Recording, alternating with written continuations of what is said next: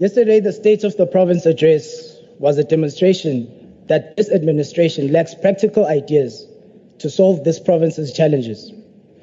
The Honorable Premier cares about the future, yet in his State of the Province address, he lacked to outline anything practical to address any concerns of the youth of this province, who make up the future of society. This GNU paints itself as something new, but it has nothing but a repeat of the same old bad ideas by the same old political parties who have destroyed this province, but are now working together to destroy it. So, honorable members, let us start here.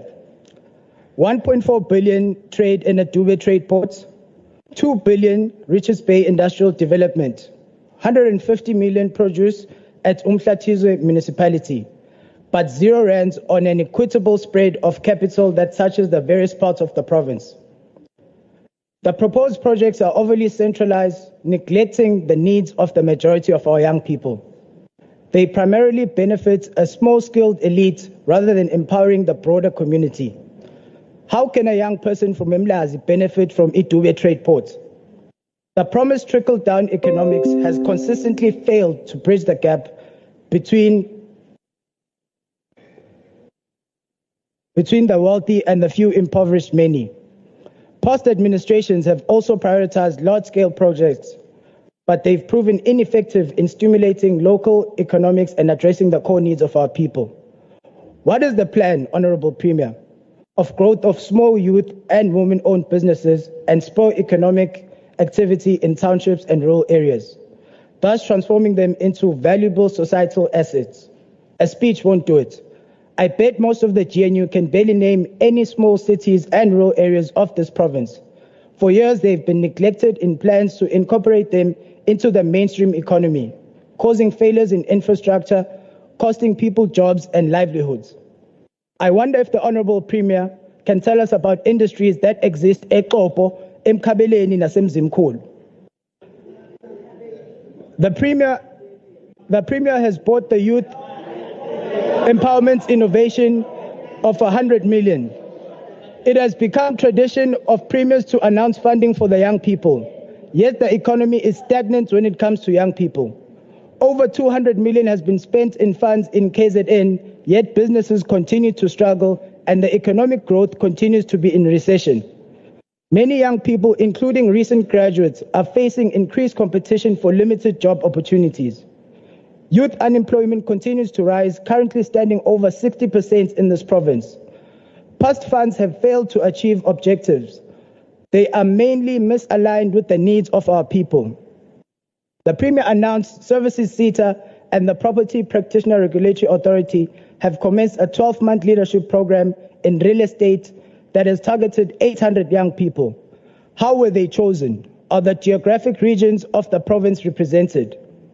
But furthermore, are the people of this province a joke to this government, teaching young people to be property practitioners when there is no framework to enable every South African to participate in the land and property ownership is disingenuous and shows a lack of touch with the issues facing young people.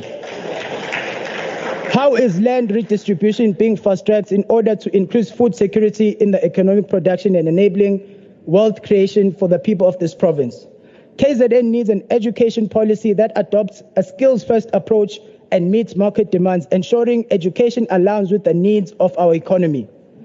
The solutions we expect are to be practical, equitable, and sustainable. If this is how this administration is starting, then the people of KZN can further expect a downward spiral of the economy, unemployment, increasing stagnant infrastructure, more crime and inequality. If we are honest, there is nothing but talk and action. 5 years from now, we'll still be debating issues in this House, honorable members, unless we hold this administration accountable for its plans. That is clearly not going to happen. Thank you.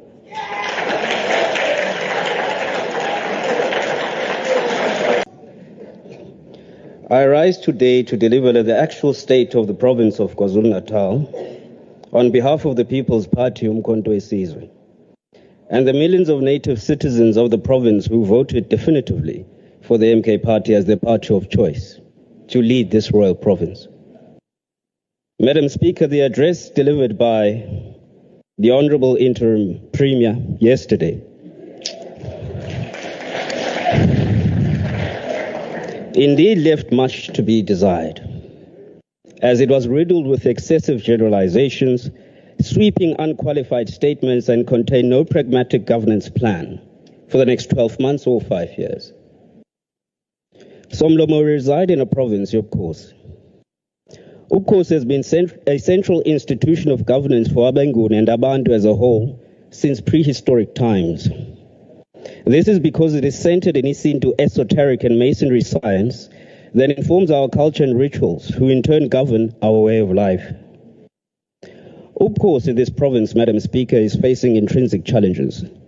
So much so that we have had 56 Amakhosi being brutally murdered since 2019.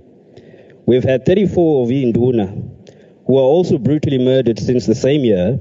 And currently we have over 121 royal houses that are currently facing internal feuds over who should be the rightful heir to Ukhosi.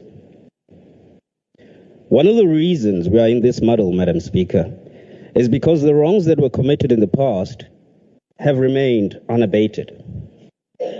We today still have descendants of people who are catapulted into being Amakhosi by Theo Shepstone, and others who were catapulted by the service to other kings.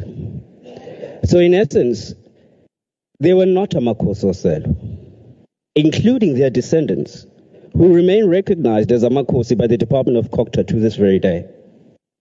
Whilst we have Amakhosi from authentic royal houses, whose history is widely documented, being shunned by Cocta.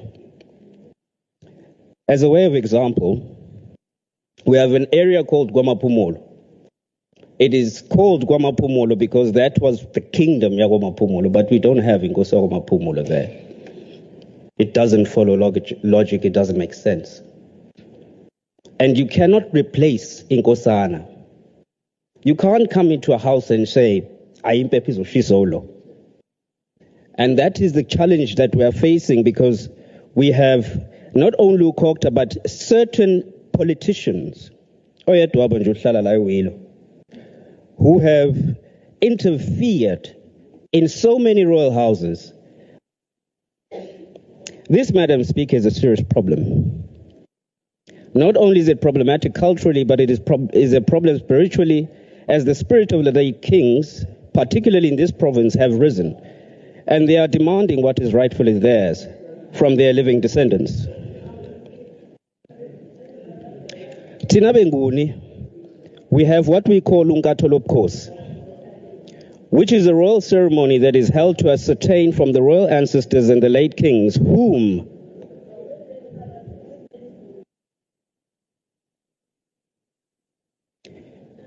should be Inkosi in a situation where there is more than one who believes they are entitled to Ukhosi. That custom is no longer followed. We rather go to courts, and there is never peace in the royal family after going to court.